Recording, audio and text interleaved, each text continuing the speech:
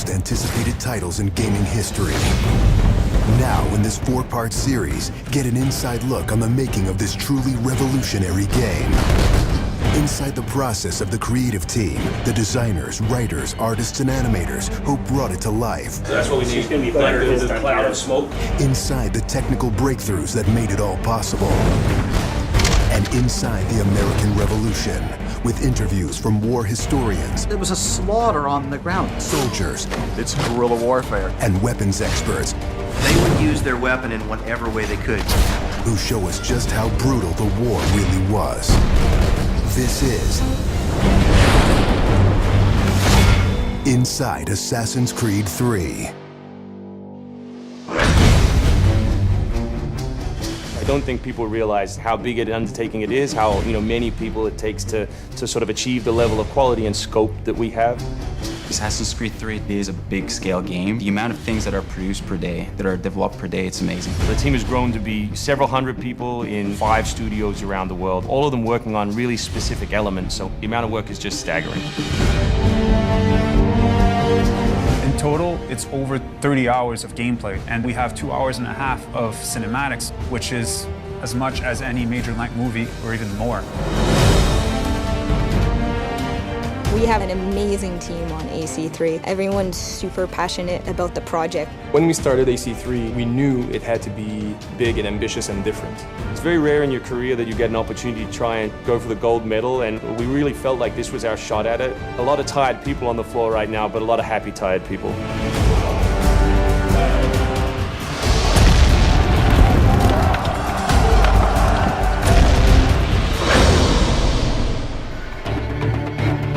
We've always tried to pick exciting periods in history, then drop the player in, so they're exploring that time as well as our fictional story. Make ready. Present. The American Revolution was a very pivotal time because the concept of self-government, as opposed to being governed by royals, it was very radical for the era. It's a great setting for a game because there's high stakes. It was the founding of a nation. It was a time when an individual could make a difference. It was all or nothing. They had to win or die. The Revolutionary War was an incredibly brutal experience. This is something you just don't really hear about in the history books, and something we wanted to bring to life in the game.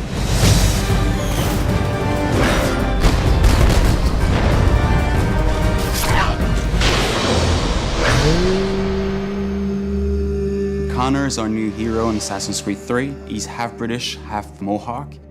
He's humble and more grounded to nature type of person. We did a lot of research into Native American culture. We've recorded dialogue in their native language.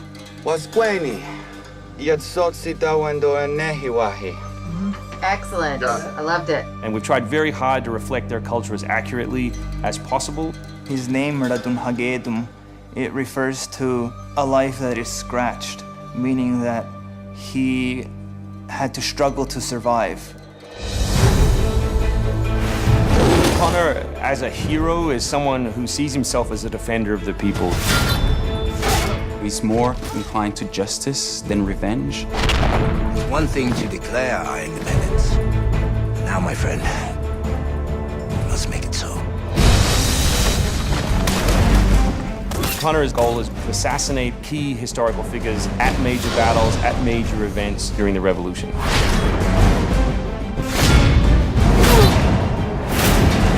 He's a stealth operator. He can come out and viciously make a great kill, then blend right back in. If George Washington would have had Connor on his team, he wouldn't have needed many other people.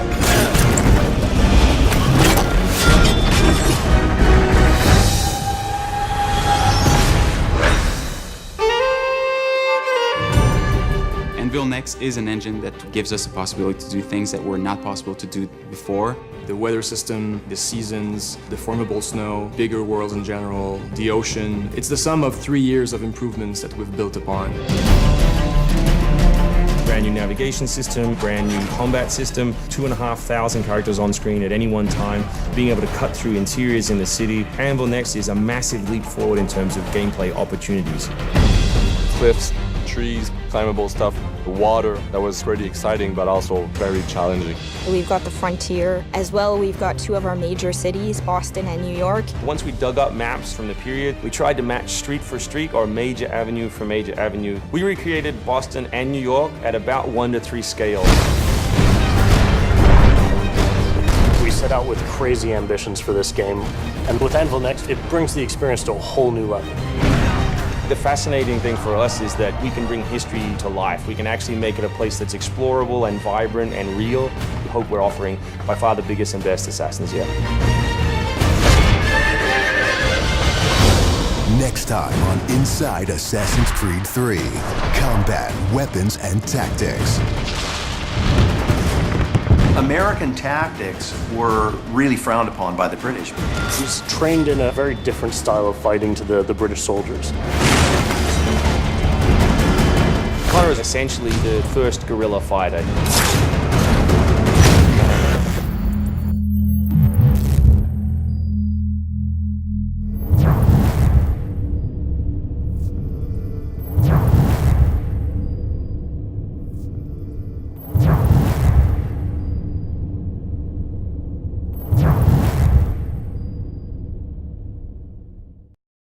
Peggy 18. In this 4-part series, get an inside look on the making of one of the most anticipated titles in gaming history. This is Inside Assassin's Creed 3.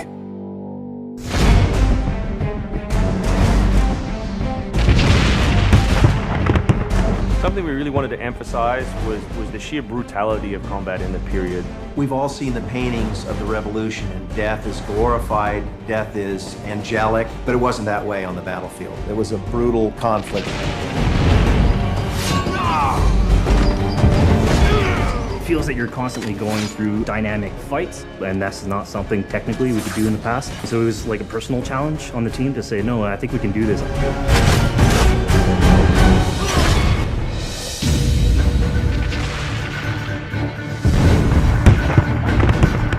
These armies are filled with different types of weapons. So, you have everything from muskets, you have grenadiers, you have guys with boarding axes. Being shot by a musket would be an awfully painful way to go. The caliber size of the ball was at least 3 or 4 times as large as anything that any modern military is using today. After the muskets were discharged, they would charge with their bayonets. What basically is a giant spear, and he has every intention of running that through you. They would shoot and then they would march, and that hand-to-hand combat was really brutal. And whether it's people using a bayonet affixed on the end of a musket, a small hatchet, this is a kind of killing that is very mano a mano.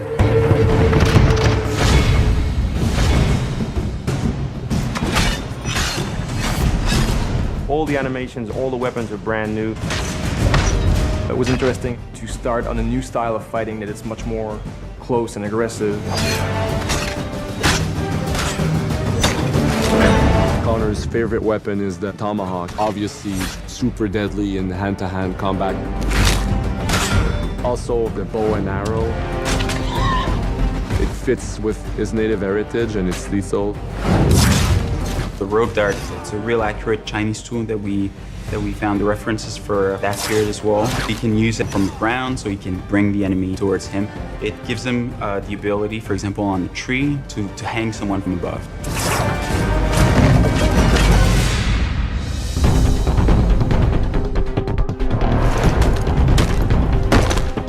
In Assassin's Creed 3, the one thing that we've decided to do is to revamp the fight system from scratch.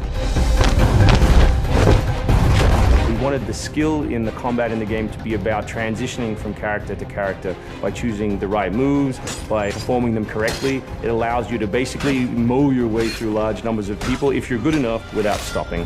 What do you do if you go into a bunch of guys with muskets and they try and shoot you? So we had to figure out, can you dodge them? Can you run away? And we've added all these options, but our big one is the meat shield, where you can grab a guy and he gets shot instead.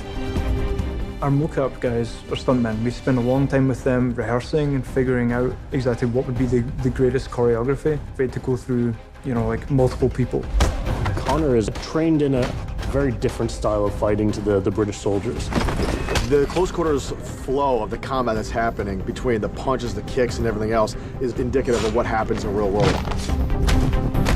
I'm very impressed by the moves that they do. It's cool to see push kicks and axe kicks and different sort of takedowns that are done correctly and very believable when they're done. Right hand right, punch to the face, boom, to the throat, to the groin, finish with boom. This is something new for us that we're really proud of. It's fast, it's fluid, and you go through these guys like butter.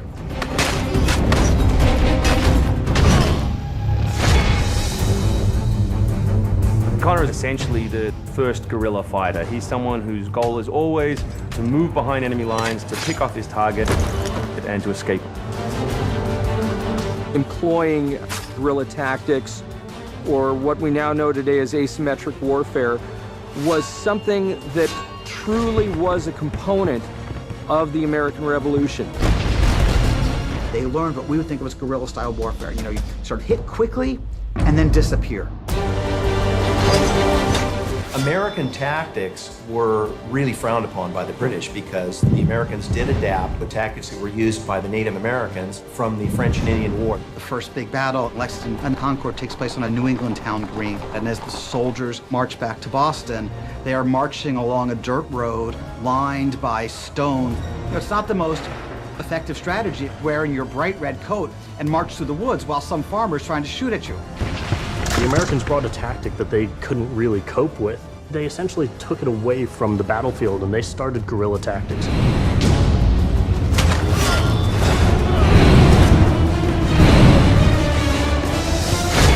Next time on Inside Assassin's Creed 3, the hero behind the war. Connor is the hero of the American Revolution. He's a bit more like Dirty Harry. Connor is the current day Special Forces soldier. Silent, stealthy. He's fighting for freedom and he's fighting against tyranny.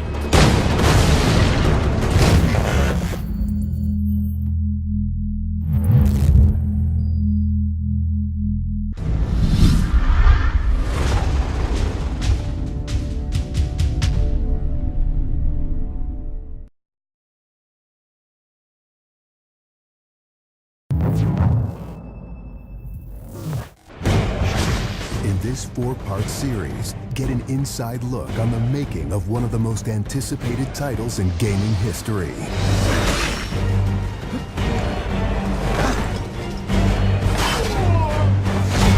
Inside Assassin's Creed 3. Connor is the brand new hero in the game. He's a brand new assassin. He's half Native American, half European. We wanted to build that base conflict into his background.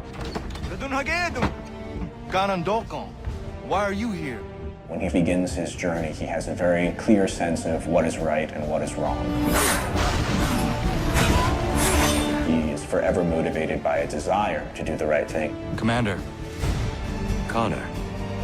He's fighting for freedom and he's fighting against tyranny. You as Connor, as the assassin, are the critical part of the American Revolution.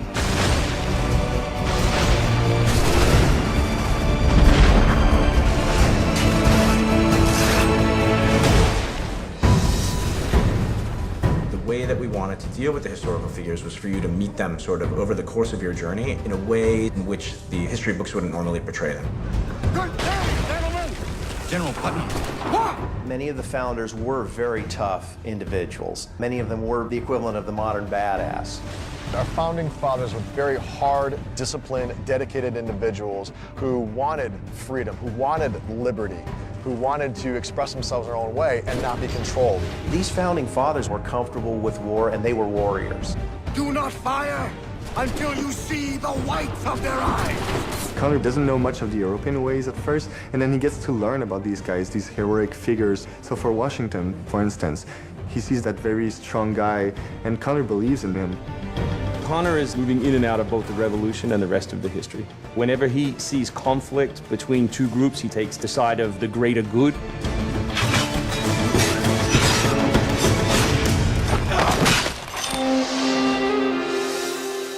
We've been working very closely with the Mohawk consultant on values as well on language. We are Gunyet Gahaga. Gunyet Gahaga means the people of the Flint. Agurateka, you're doing great. And our language is called Gunyet Geha. Every time that he's with his people or in his village, they speak the language, which I think is really cool.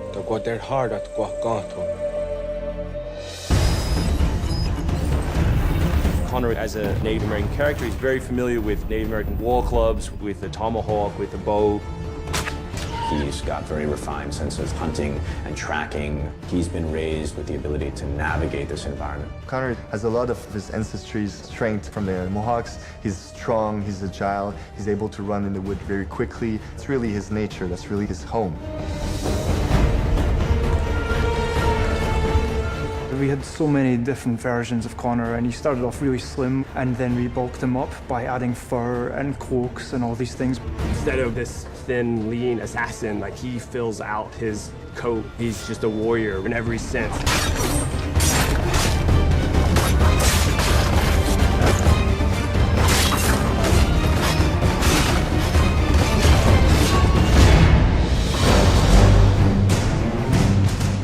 The animation team has built over an hour of new animations just for Connor alone. We started by looking at lots of military moves and even traditional ones of how you would fight with a tomahawk.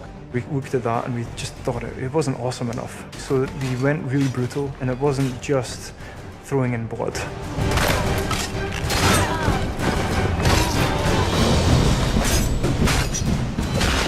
We put a lot of time into the navigation elements, and we've completely redone our climb system. We really wanted it to be much more organic. There's so much variety in what he can climb and how he can do it. Connor moves are directly inspired by parkour. Parkour is basically all about efficiency of movement, the quickest manner from point A to point B. When you see specific parkour movements, Connor doing a lazy vault or a dive roll, the movements themselves are very accurate. Connor moves in the game like I want to move in real life.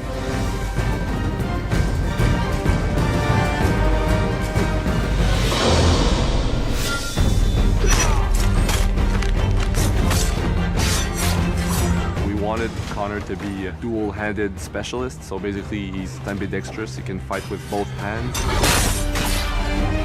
When he lands, the ground shakes. And when he fights, people are getting knocked left, right, and center. He's very brutal.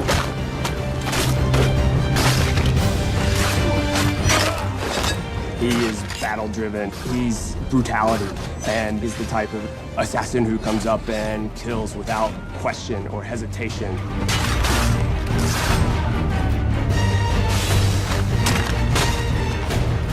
The soldiers were not really able to go up against Connor.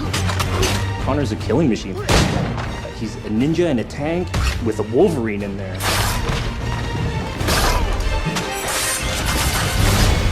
Next time on Inside Assassin's Creed 3, America by Land and Sea.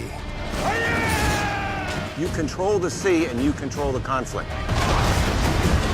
What's new about Assassin's Creed 3? Obviously new cities with New York and Boston. It was a gamble every year that you were out on the frontier, whether you're going to make it or not.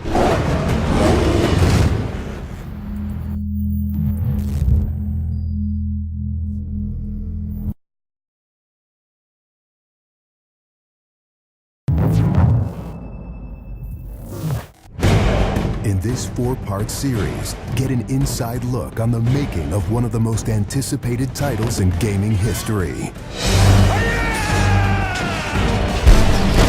This is Inside Assassin's Creed 3. Ever since Europeans arrived in North America, they had been involved in shipping goods back and forth across the Atlantic Ocean. In order to make this economic system work, the British tried to control the goods that are going to the colonies. And it was those goods coming back and forth which made a few places on eastern North America important. Whether it's the Boston Tea Party or the Boston Massacre. Fire! We have these big historical events that we can situate our game around. All of these events that people have a rough understanding of, but they've really never experienced.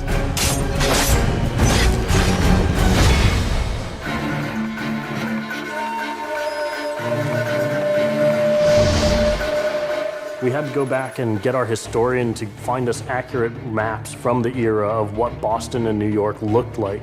These are actual replicas of the cities. If you're familiar with those cities, you should have that sort of eerie feeling of finding familiar sights. We really wanted to push the animations and just make it look like it's a real living world. As you walk through the crowd, you'll also see animals in the streets. They'd have a pig, they just clip his ear in a certain way, and they'd let him go in the street. And then he'd eat garbage, and then when it was time to eat the pig, you'd go and find your pig, and you'd slaughter it and eat your pig. We've got a lot of new ingredients that just bring a new, fresh feeling to the gameplay inside of the cities.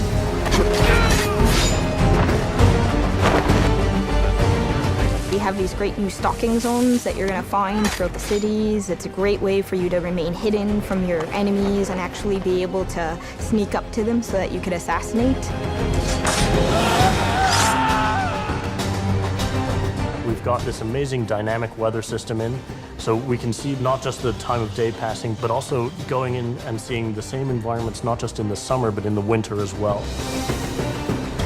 Even though it's a much more condensed area in the city, you actually have to be more careful. There will be carts moving past, so as you're running along the buildings, escaping some snipers, you'll be able to just dive off into a hay cart that's driving past. You'll be able to jump out of that, free run quickly through the streets, through a building, and jump out the other side. See people inside freaking out as you run past through their kitchen.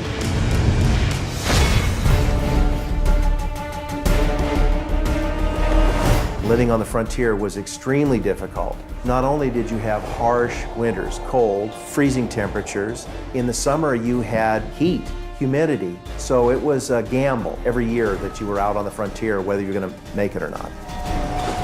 For AC3, the biggest difference is just having access to the frontier. So this huge wilderness area that you can sort of explore at your own pace.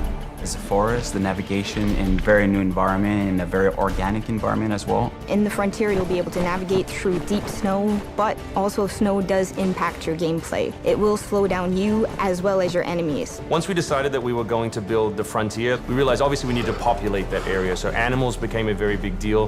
We have over 24 different species of animals in the game. There's an entire hunting loop that you can engage in. Whenever you're building elements such as animals, you're halfway trying to be real and halfway trying to fulfill that fantasy of what people expect.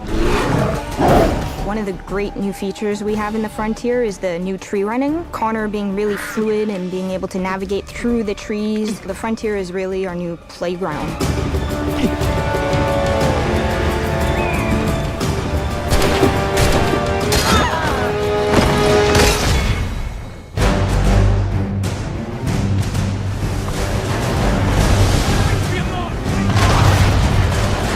This war at sea was truly a global war and involved not only the British, but the French and the Spanish and the Dutch. Naval engagement of that period was all about closing the distance. Boarding is the end game. You've got to be able to close with the enemy, get alongside, then get on board to steal his ship. You want to take that ship intact if you can, because that's where you get your prize. The prize is whatever is on that ship that you want. Naval warfare was absolutely decisive to success in the American Revolution. Commerce comes by sea, at the same time invaders come by sea. You control the sea and you control the conflict. It's a huge part of the historical period. The Revolution is won pretty much at Yorktown by a blockade of ships. You know, we can't ignore this part of the history. This is critical. This is something that we have to do. We started a whole team up just to specifically focus on the naval experience. Naval combat has been a huge challenge. The technology of the wind, the water simulation has been a massive undertaking for the team. Initially, we didn't even think it was feasible because it's a big moving structure. It's a full simulation on high seas where Connor is controlling a ship, he's controlling a crew as well, so he's kind of the master and commander on the ship. Very exciting. I mean, you are on a moving vessel that is very much part of the sea itself.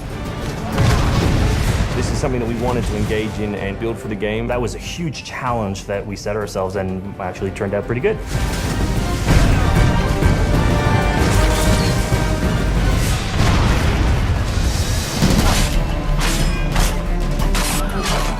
If you haven't played any Assassin's Creed games before, we really think this is a great point to get on board. It is a new story, it is a new character. This team is full of people who love making Assassin's Creed, who are delivering just an astoundingly polished and fun experience. As a creator, nothing gets better. To be frank, it just looks great. Seeing all of this coming together at the end, it's amazing. For new fans, really, this is about as good as it gets. It's by far the biggest and best Assassins yet.